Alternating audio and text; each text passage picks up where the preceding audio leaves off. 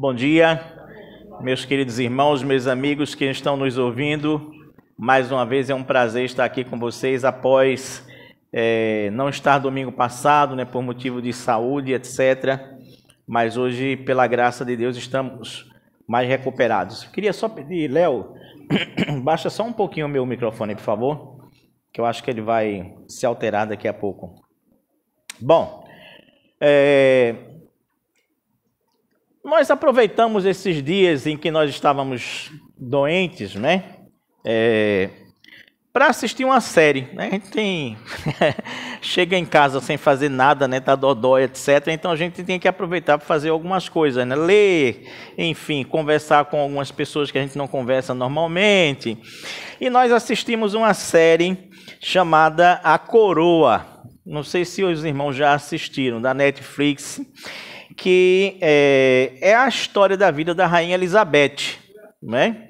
Eu achei muito interessante, achei muito legal. Em princípio, a gente olha assim, né? A vida da Rainha Elizabeth deve ser um negócio chato, enfadonho, deve ser um saco isso, né? Como a gente costuma dizer na linguagem popular, mas não é não. É muito pelo contrário. Uma série bem dinâmica, bem interessante, né? Que você pode fazer reflexões bem interessantes a respeito de como é a vida de uma monarca, né?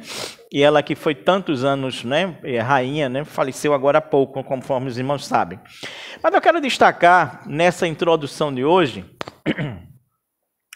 um episódio da terceira temporada, na verdade, um episódio da terceira temporada que se chama Poeira Lunar. Os irmãos sabem que em julho de 1969 o homem chegou à Lua. E o príncipe Philip, né, na verdade, que é o esposo da Rainha Elizabeth, ele acompanhou tudo aquilo, né? Lembra, nós estamos em 1969, minha gente, né? Hoje já estamos em 2022, né?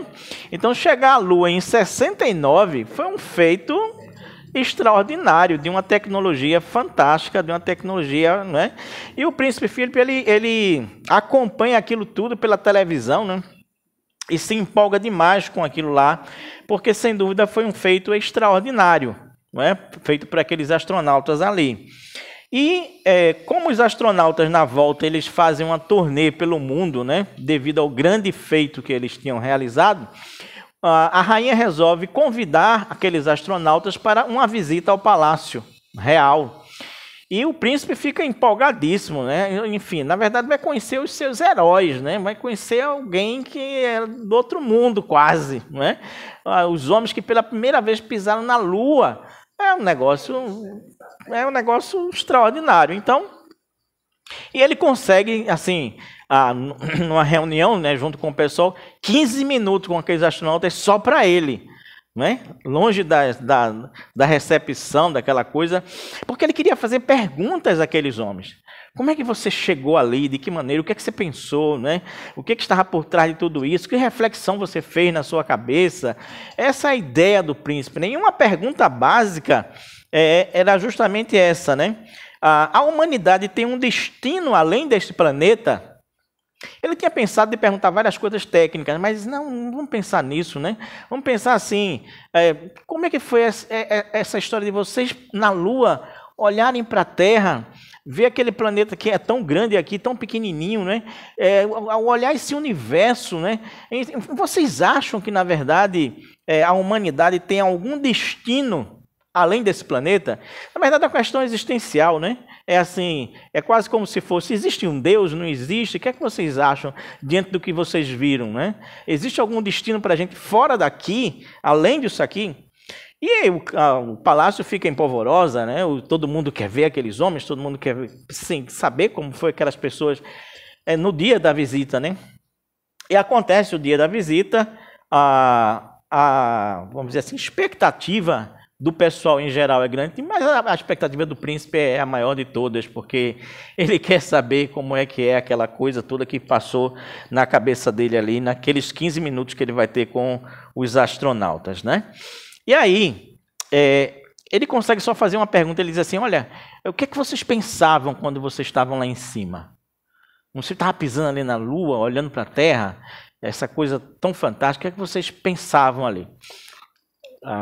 E na verdade, como eu disse, ele queria saber se eles tinham sentido alguma coisa diferente diante daquela grandeza do que eles tinham visto. E os astronautas respondem assim, olha, sinceramente, Príncipe, sinceramente, nós não tivemos muito tempo de pensar nisso não. A gente só teve tempo de pensar nos protocolos que a gente tinha que cumprir, nas coisas que a gente tinha que fazer. Né? A gente só queria, né, pensar assim, no tempo que a gente tinha que estar ali, sabe, se a nave estava funcionando tudo direitinho. Aí assim, um olha para o outro e diz, diga aí o que foi que você pensou. Aí disse, né, depois que eu pisei na Lua, que eu voltei para o módulo, tinha poucas horas para a gente voltar, a gente tinha que descansar. Eu não conseguia descansar porque eu via um barulho sempre que fazia tom, tom, tom, tom, tom. Aí o príncipe disse, e esse barulho vinha de fora? O que era? Ele disse, não, era o refrigerador de ar que estava com um problema aqui. E eu só conseguia pensar assim, como é que aqueles caras conseguiram fazer um módulo desse e não conseguiram fazer um negócio silencioso, a gente não consegue descansar enquanto tem que voltar para casa. Aí o príncipe vai murchando, porque ele sabe que aquelas perguntas que ele tinha que fazer existencialmente, as observações, expectativas, o universo, Deus, o destino da humanidade, quando aquilo foi embora, o príncipe está com um papelzinho dele assim, cheio de perguntas, ele dobra o papelzinho dele, fica quieto. Tem mais alguma pergunta? Aí ele diz, não tenho não. Aí os astronautas dizem assim, mas vai ter algumas perguntas para fazer para o senhor. Aí ele diz, faça.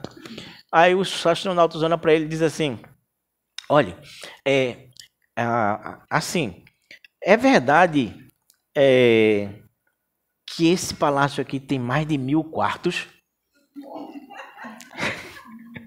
É verdade que esse palácio aqui tem mais de 1000 quartos? Como é que é viver num lugar como esse aqui que o senhor vive? Aí daqui a pouco ele olha para ele assim e diz assim, é verdade que se juntar todos os corredores daqui dá 6 quilômetros só de corredores? E o príncipe vai olhando para a cara deles assim. Aí ele olha assim, o senhor sabe dizer quantos funcionários tem aqui nesse palácio? E aí daqui a pouco ele pergunta assim, é verdade que o seu despertador é uma gaita de foles? Aí, enfim, os astronautas estão completamente encantados com o palácio e com o príncipe. E olha assim para aqueles quadros que todo aparelho tem quadro, não sei de quantas pessoas, né, do passado, etc. É verdade que todos esses quadros aqui são todos parentes de vocês? São parentes de vocês mesmo? Ou não? Né? Enfim, e ali a cena se encerra, na verdade, com os astronautas todos encantados com o palácio, olhando aquela coisa lá, e caminhando pelos corredores, e tirando foto, e enfim, assim, feito crianças, encantados com o palácio da rainha Elizabeth e do príncipe Philip ali. E o que me chama a atenção nessa situação é o seguinte, é como o príncipe estava encantado com o lugar aonde aqueles astronautas tinham chegado, a Lua. Pisado onde ninguém pisou. Existe aquela famosa foto, inclusive, né, do pé do astronauta lá na poeira lunar. Né? O episódio se chama exatamente Poeira Lunar. O príncipe estava encantado com o feito daqueles homens e o lugar onde eles tinham chegado. E os astronautas estavam encantados e maravilhados com o lugar em que o príncipe morava. É como se, na verdade, pisar no palácio de Buckingham seria mais importante do que pisar na Lua, ter pisado na Lua. E ali eu pude, assim, fazer uma reflexão, retomar, na verdade, uma reflexão que desde abril eu tinha feito algumas anotações, pensando assim, o que me encanta, na verdade, na história da humanidade, é como essa história da humanidade ela começa com Deus preparando um lugar para o homem. O que encantava o príncipe era o lugar onde os astronautas tinham chegado. O que encantava os astronautas era o lugar onde o príncipe morava. E o que me encanta é ver exatamente que a história da humanidade ela começa com Deus preparando um lugar para o homem. E um dos capítulos mais fantásticos que a Bíblia tem se chama exatamente Gênesis capítulo 1. Que eu quero que os irmãos abram a Bíblia agora, porque a gente vai ler exatamente sobre esse lugar, como é que Deus prepara este lugar para os homens, na verdade. Gênesis capítulo 1, a partir do verso 1, nos diz assim: no princípio, criou Deus os céus e a terra era sem forma e vazia, e havia trevas sobre a face do abismo, e o Espírito de Deus se movia sobre a face das águas. E disse Deus: haja luz, e houve luz. E viu Deus que era boa a luz, e fez Deus separação entre a luz e as trevas. E Deus chamou a luz dia, e as trevas chamou noite. E foi a tarde e a manhã o primeiro dia. E disse Deus: haja uma expansão no meio das águas, e haja separação entre águas e águas. E fez Deus expansão, e fez separação entre as águas que estavam debaixo da expansão, e as águas que estavam sobre a expansão. E assim foi. E chamou Deus a expansão céus. E foi a tarde e a manhã o dia segundo. E disse Deus: ajunte-se as águas debaixo dos céus num lugar, e apareça a porção seca. E assim foi. E chamou Deus a porção seca a terra, e o ajuntamento das águas ele chamou de mar, ou mares. E Deus viu que tudo isso era muito bom.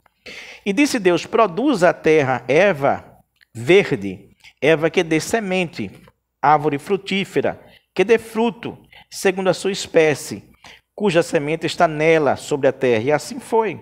E a terra produziu erva dando semente, conforme a sua espécie, e a árvore frutífera, cuja semente está nela, conforme a sua espécie. E viu Deus que era bom. E foi a tarde e a manhã, o dia terceiro. E disse Deus: haja luminares na expansão dos céus, para ver a separação entre dia e noite, e sejam eles para sinais, para os tempos determinados, para dias e anos. E sejam para luminares na expansão dos céus, para iluminar a terra. E assim foi. E Deus fez 2 grandes luminares, o luminar maior para governar o dia, e o luminar menor para governar a noite, e fez as estrelas. E Deus pôs na expansão dos céus para iluminar a terra. E Deus os pôs na expansão dos céus para iluminar a terra, e para governar dia e noite, e para fazer separação entre a luz e as trevas. E viu Deus que era bom. E foi a tarde e manhã o dia quarto. E disse Deus: produzam as águas abundantemente répteis de alma vivente, e voem as aves sobre a face da expansão dos céus. E Deus criou os grandes peixes, ou as grandes baleias, e todo réptil de alma vivente que as águas abundantemente produziram conforme as suas espécies, e toda a ave de asas conforme a sua espécie. E viu Deus que era bom. E Deus abençoou, dizendo: frutificai, multiplicai-vos e enchei as águas nos mares, e as aves se multipliquem na terra. E foi a tarde e a manhã, o dia quinto.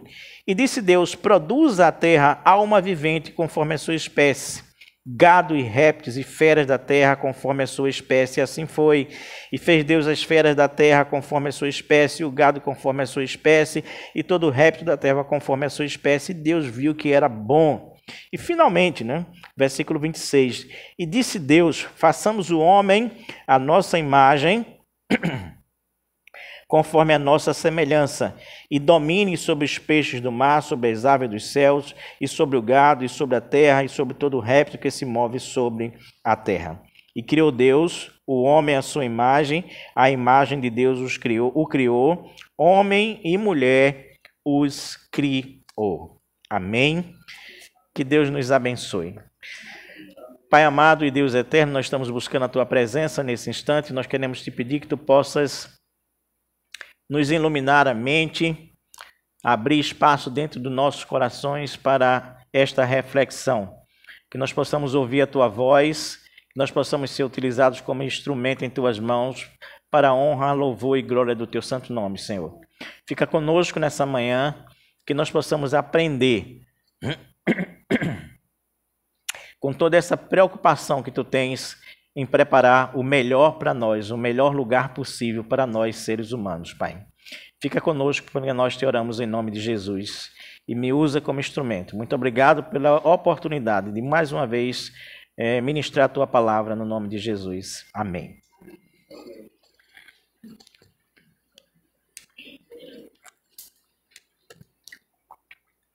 Nós queremos falar sobre o seguinte tema nessa manhã: a obsessão de Deus por um lugar para o homem.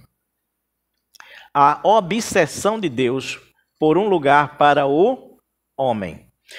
Entenda aqui que a palavra obsessão ela não tem aquela conotação de doença mental, tá certo? Vamos entender a palavra obsessão nesse instante aqui, na verdade, como aquele apego exagerado, como, na verdade, um apego a um sentimento, a uma ideia, a uma vontade, a uma motivação, a um desejo de fazer algo que seja extraordinário, fantástico, maravilhoso para o ser humano. É assim que eu observo, na verdade, a forma como Deus ele se preocupa em criar um lugar para o ser humano. De uma maneira que seja uma maneira magistral, fantástica, extraordinária, espetacular. Deus cria o melhor lugar possível para esse ser humano. Então, eu quero dizer o seguinte: vejamos alguns aspectos desse lugar tão fantástico que Deus cria para o homem. Primeira coisa, Deus cria, arquiteta, estrutura, organiza e constrói um lugar para o homem com toda a lógica possível. Com toda a lógica possível. Deus cria, arquiteta, estrutura, organiza, constrói um lugar para o homem com toda a lógica possível. Veja bem, a Bíblia ela não é um livro científico, não é. Ela é um livro que fala da história de Deus com o homem, do homem com Deus. Mas isso não impede dos cientistas observarem nessa narrativa de Gênesis, que nós acabamos de fazer a leitura para os irmãos, uma ordem lógica que parece ter sido exatamente a ordem em que as coisas, cientificamente, foram feitas. Veja bem, veja essa sequência lógica. Veja essa sequência organizada, como as coisas acontecem. A gente lê Gênesis 1 aqui, parece que está tudo normal, né? Mas não é assim não. Veja bem que temos aqui uma sequência que é milimetricamente pensada, organizada e estruturada para que o homem pudesse vir a existir. Começa assim, olha. Num princípio criou Deus o quê? A luz. E disse Deus, haja luz. Você vai ver exatamente isso, que a primeira coisa... Primeiro ele desenha um cenário, né? A terra era sem forma, vazia, havia trevas sobre a face do abismo e o Espírito de Deus se movia sobre as águas. Beleza. Mas o primeiro ato da criação é que haja luz. Sem luz não há vida. Depois ele diz assim, que se criem os céus. Depois que se crie a terra. Depois que se criem os mares. Entende? Perceba que, na verdade, essa criação ela não é uma coisa à toa. Vem a luz... Vem os céus, vem a terra, vem os mares. Depois disso vem a Eva, depois vem a semente, depois vem as árvores, depois vem os... Está entendendo a lógica? Que o fruto não podia vir antes da Eva, não podia vir antes da semente, não podia vir antes da árvore, de jeito nenhum. Então você tem uma sequência que é uma sequência lógica. Depois disso ele vai dizer assim... que se faça o sol e que se faça a lua, o grande luminar para o dia, o pequeno luminar para a noite, para fazer separação e que se contem a partir daí os tempos, as épocas, as eras e os dias. E depois que isso está pronto, ele vai dizer, agora sim podem aparecer os animais. Mas veja só, os animais que primeiro aparecem são os animais que vêm do mar, depois os que vêm do ar, depois os que vêm, por último, da terra. E os cientistas hoje acreditam que a vida ela começou exatamente no mar. Ou seja, os primeiros princípios de vida vieram do mar. Vida animal, né? Como a gente está colocando aqui. E depois disso, então, por fim e por último, aí sim é que vem o homem. Depois que tudo isso está... trabalhado, arquitetado e organizado. Você percebe a sequência lógica, natural, que realmente deve ter acontecido? Enfim, é assim que a vida deve ter começado a acontecer. Sem luz não haveria nem céu, nem terra, nem mar. Sem céu, nem terra, nem mar não haveria erva, semente, árvores e frutos. Sem semente, árvores e frutos, etc., não poderia existir animais, porque eles teriam que se alimentar de alguma coisa. E depois de tudo isso, então, é que vem, como coroa da criação, exatamente o ser humano, ou seja, que precisava de toda essa infraestrutura para que pudesse, na verdade, ele vir a existir. Então, a caminhada lógica parte do macro para o micro, entendeu? Parte do macro para o micro. Parte do mais subjetivo possível, haja luz, para o mais concreto possível, o grão da areia, que vem muito tempo depois.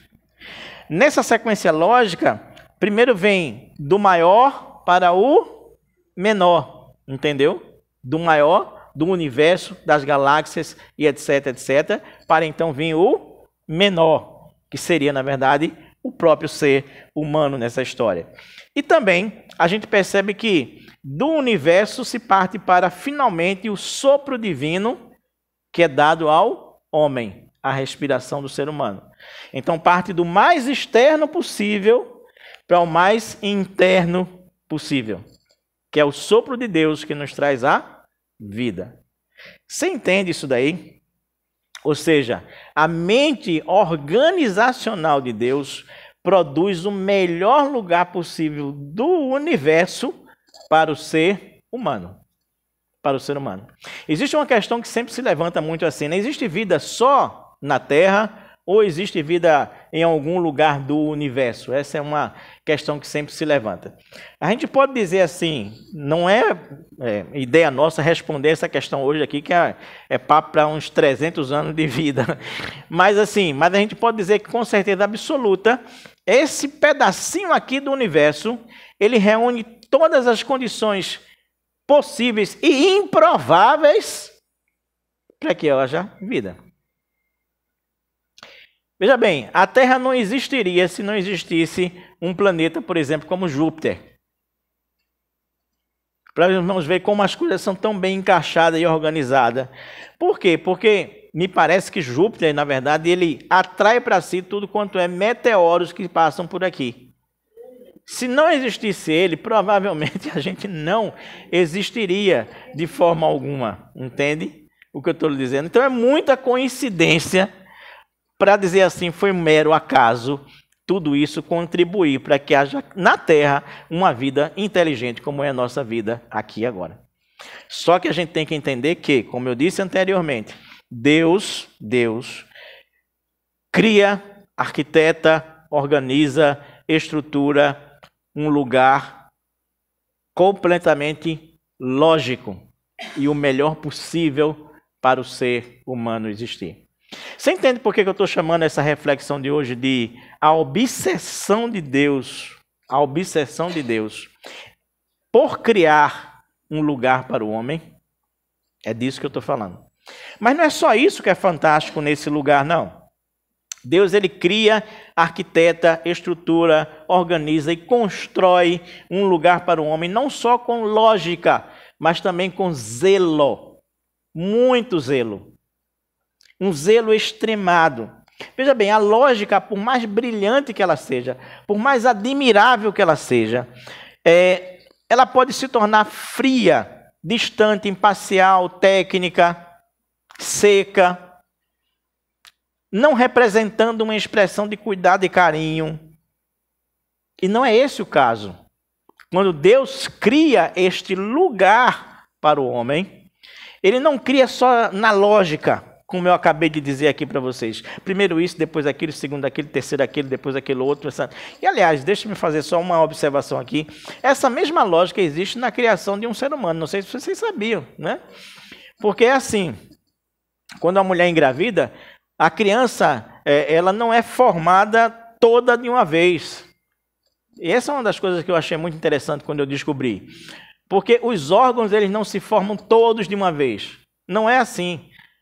Tem uma sequência lógica, primeiro o coração, depois o cérebro, depois o baço, depois o rins, depois não sei o quê, depois não sei o quê. Não sei se eu estou dizendo na ordem certa, viu, doutora?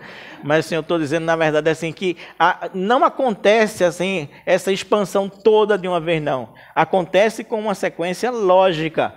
O próprio ser humano se forma com uma sequência lógica.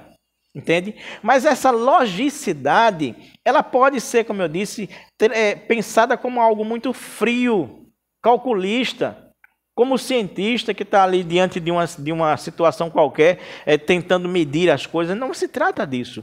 Quando Deus criou esse lugar para o ser humano, Ele cria com essa sequência lógica, Ele nos cria com a sequência lógica também, mas isso não é algo mecanicista, fruto apenas de um planejamento bem estruturado e organizado.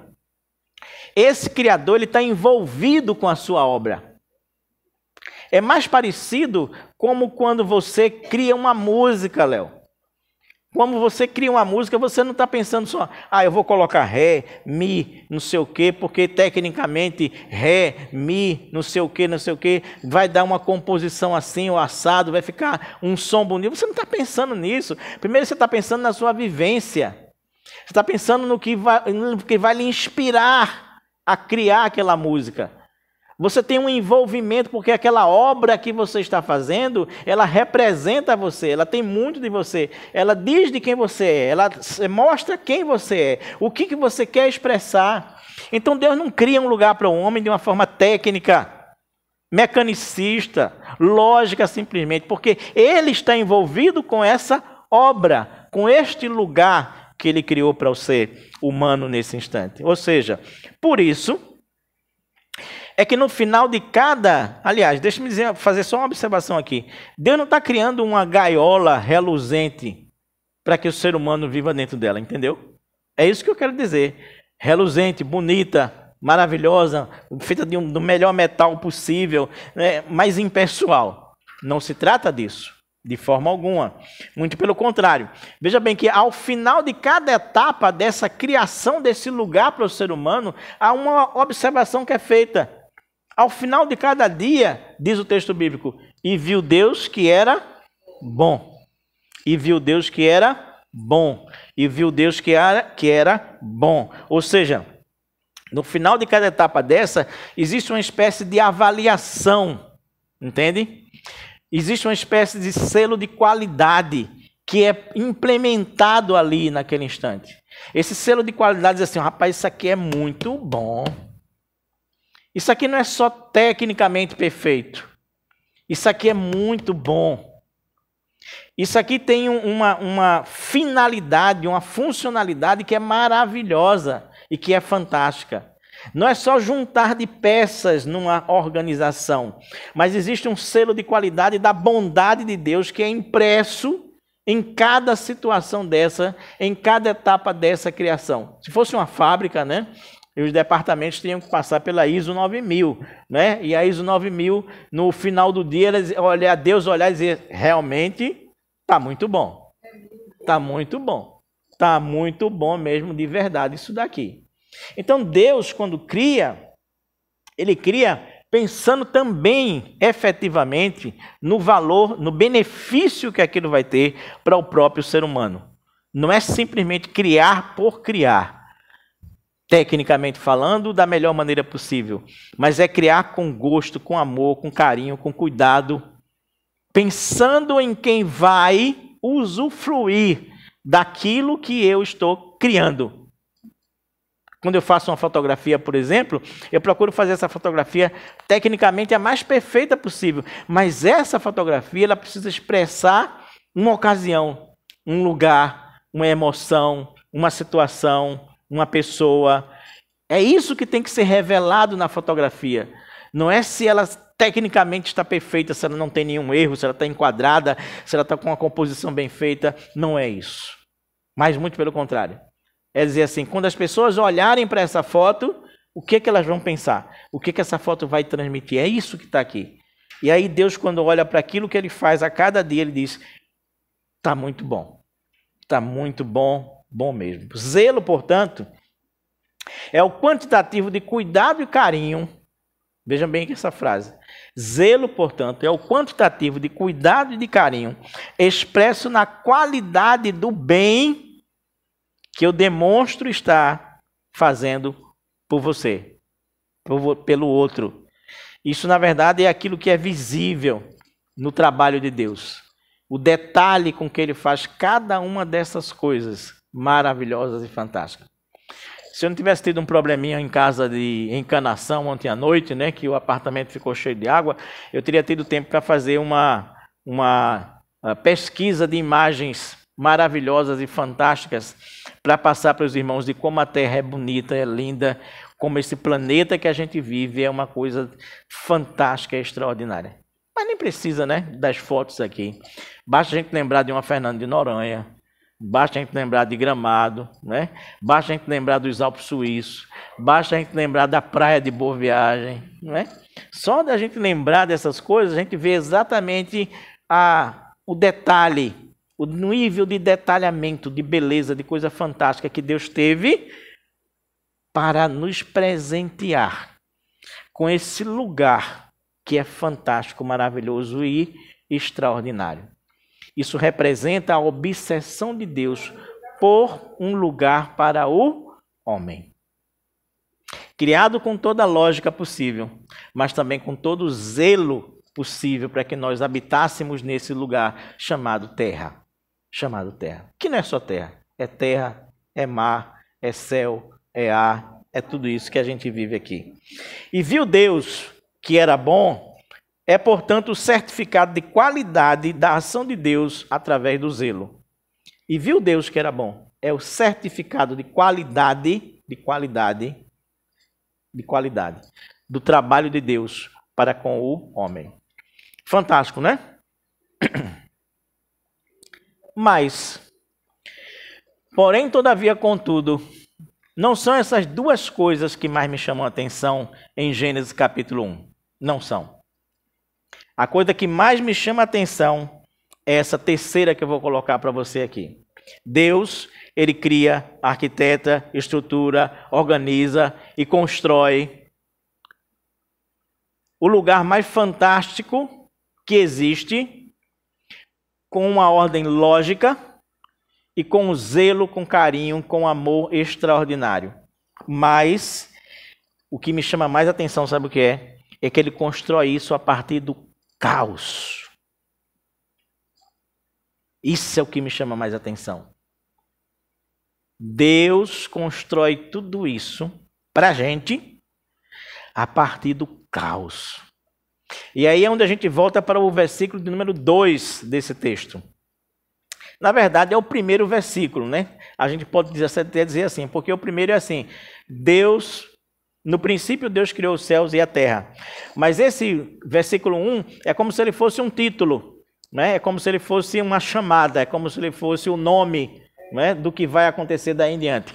O que vai acontecer realmente daí em diante está a partir do versículo 2. E o versículo 2 diz o quê? Ele diz: e a terra era sem forma, era vazia, havia trevas sobre a face das águas, ou sobre o abismo, e o Espírito de Deus pairava, caminhava, se movia sobre essa face das águas. E aí é que está o fantástico, porque Deus cria tudo isso que eu acabei de demonstrar para os irmãos, a partir desse caos. Vejamos essas palavrinhas que diz aí o versículo 2 de uma forma mais pessoal. Primeira coisa, ele diz assim: a terra era sem forma. Isso não tinha forma nenhuma. E se a gente for traduzir essa palavra lá do original, a gente pode dizer assim: a terra era assolada, era desolada, era erma, era confusa, era disforme, não tinha forma nenhuma. Num bom nordestino, é como a gente diz aqui, era uma coisa sem pé nem cabeça. Era um negócio sem pé nem cabeça. Você olhava assim, não via lógica nenhuma. Parece pintura moderna, né? Pintura moderna é mais ou menos assim, né? O cara chega lá e joga um bocado de tinta, cada um olha para aquele, interpreta de acordo com a sua subjetividade, não é assim? Pintura moderna, às vezes eu digo assim, eu sou um artista moderno e ninguém me entende, né? Bentinho é um artista moderno e às vezes ninguém entende ele, né? Na sua expressão. Mas aguardando essas pinturas do Bentinho, quem sabe um dia, né? A gente não tem uma coisa, né? Algum retorno financeiro disso aí, né? Enfim, mas quando a gente diz assim que a Terra era sem forma, uma coisa sem forma a gente não consegue entender, porque não tem forma, minha gente. É alguma coisa que, por mais que a nossa mente tente organizar, estruturar, se posicionar, não tem como a gente encontrar um meio de caminho ali, uma finalidade ideológica. A lógica de Deus, a gente não encontra em alguma coisa que ela é sem forma, que não tem forma. Entende? Então é a partir daí, dessa coisa sem pé nem cabeça, que Deus começa a criar. Segundo, diz também que a terra era vazia. Vazia. Tradução dessa palavra vazia lá do original hebraico era desértica. Era uma terra deserta, um vácuo no meio do nada. Era um silêncio ensurdecedor e angustiante. Você já se sentiu vazio na vida? Tem graça você quando você se sente vazio? Não, né? Você se sente vazio, você sente que está faltando alguma coisa, que você, né, por mais que você procure, você não encontra nada daquilo que você gostaria de encontrar. Porque é vazio. O deserto é vazio, né? As grandes montanhas, quando a gente olha sem nada, é vazia. É vazia. É como diz o escritor do Eclesiastes, né? Que muitas vezes o ser humano ele encontra esse vazio dentro de si e ele fica perdido, completamente perdido, porque não tem sentido a vida se ela é vazia. Mas também diz que a terra não só era sem forma e vazia, mas diz também que ela existia dentro de densas trevas, escuridão absoluta, desordem, confusão, incerteza, total falta de orientação. Quando você está numa densas trevas, você não tem orientação nenhuma, você não sabe para onde vai, de que jeito vai, qual é a direção, qual é o lado. Isso significa densas trevas. Aqui a palavra do original é como se fosse assim, uma escuridão palpável. É como se fosse uma escuridão concreta, uma escuridão que tem peso no fundo.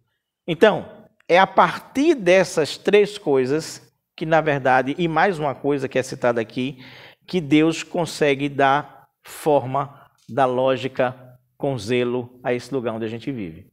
A quarta coisa que diz aqui é que, na verdade, existia um abismo, né?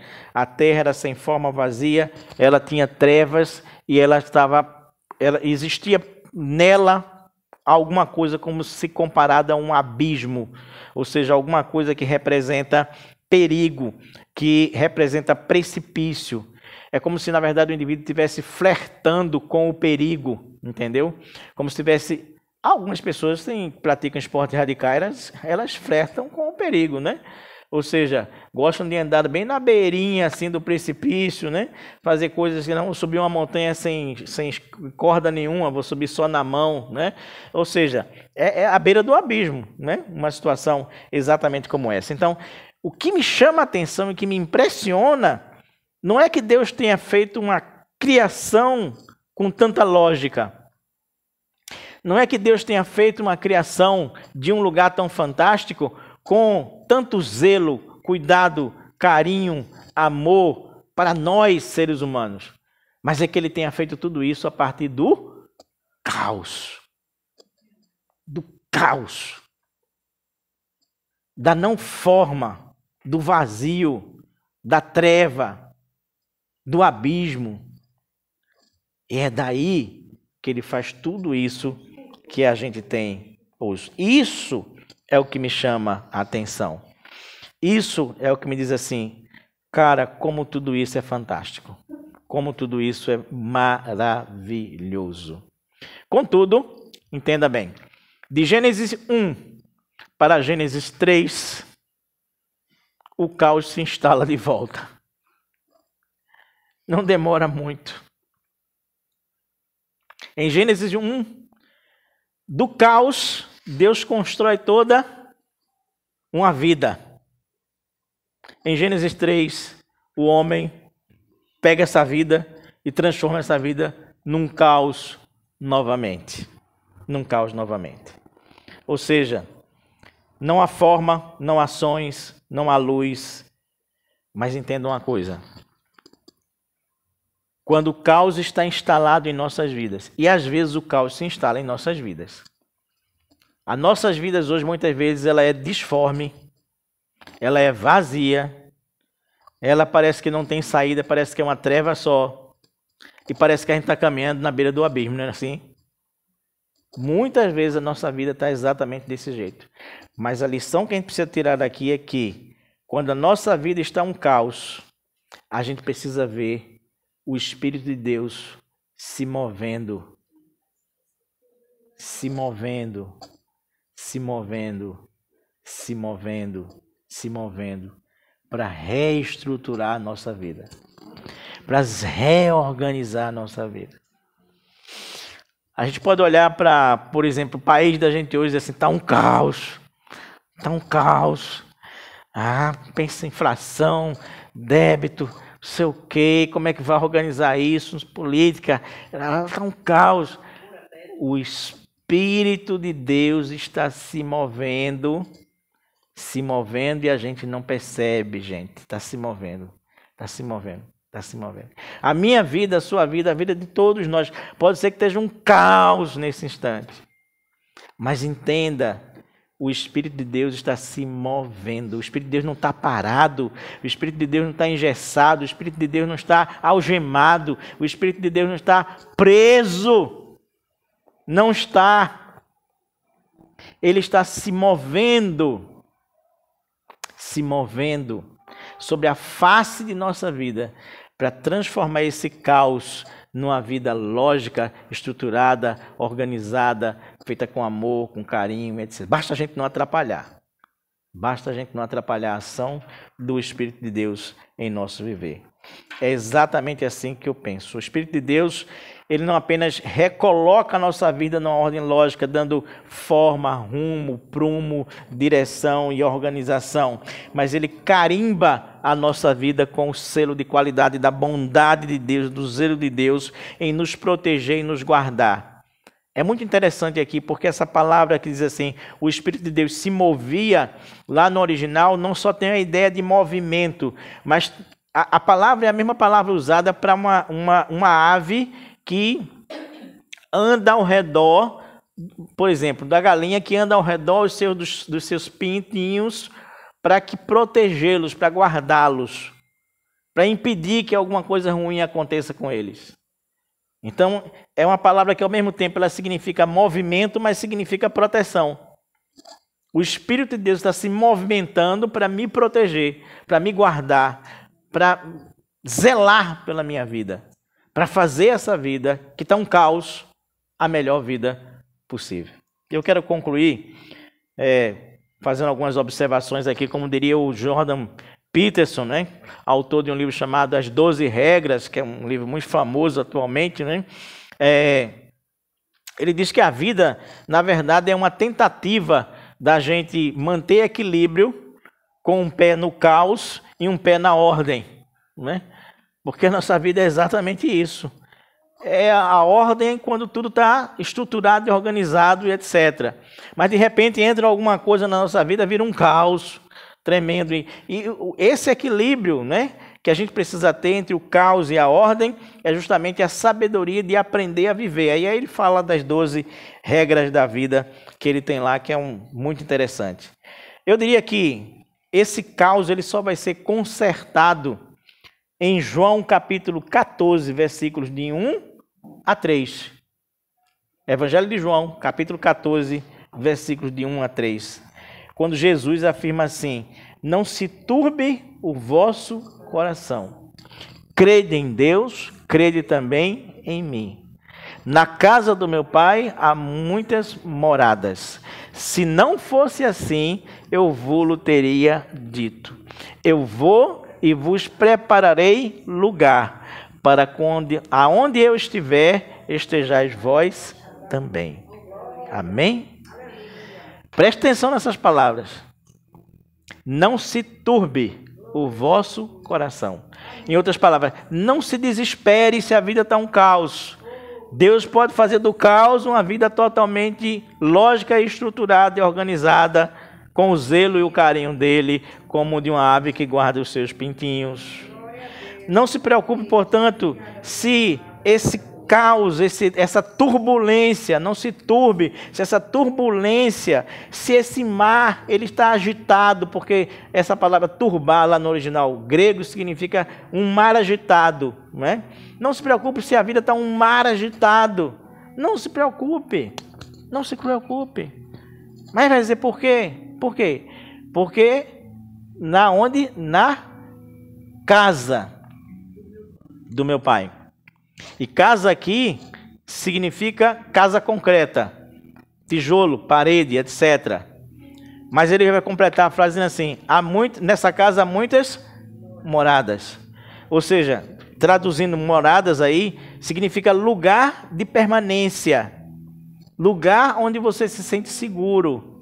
Não é uma mera casa que você está nela hoje e que amanhã você pode se mudar, porque você foi despejado. Não é assim. Você vai estar num lugar de permanência, aonde você reside, aonde você habita. Aí ele vai completar dizendo: e quando eu for e vos o quê? Preparar lugar. Você entende que Deus tem uma obsessão, uma obsessão em criar um lugar para o homem. A história da humanidade começa com Deus criando um lugar para esse homem. A história da salvação termina com Deus criando um novo lugar para esse homem, em nome de Jesus. Entende? A obsessão de Deus agora não interessa. Ele cria a humanidade, início de tudo, preparando um lugar. Ele nos salva e vai preparar um lugar. Para que onde a gente estiver, onde ele estiver, estejamos nós também do mesmo jeito. Mas sabe o que é o mais fantástico de tudo isso? É ainda aí, no capítulo 14 de João, versículo 23, quando Jesus vai dizer assim: se alguém me ama,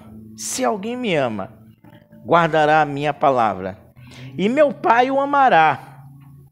E aí ele completa dizendo: e viremos a ele, e faremos nele morada. Ou seja, o que ele está dizendo é assim, ó: se o primeiro lugar não foi ainda um lugar ideal, o segundo com certeza vai ser. Mas se esse segundo lugar ainda tiver algum tipo de bronca, na casa do meu pai há muitas moradas, há um lugar lá para mim, mas se ainda tiver bronca, não tem problema não, porque a gente vem e aí não é você que vai morar com a gente, mas somos nós que vamos morar com você. Você vai ser o nosso lugar. Você vai ser a minha morada. Você entende agora quando a Bíblia diz assim: vós sois templo do Espírito Santo. Você será a minha morada. Morada. É isso. Deus, ele tem uma obsessão por criar um lugar para o homem. E esse lugar, ou para esse lugar, eu, você e cada um de nós precisamos estar preparados para morar nesse lugar. No nome de Jesus. Amém.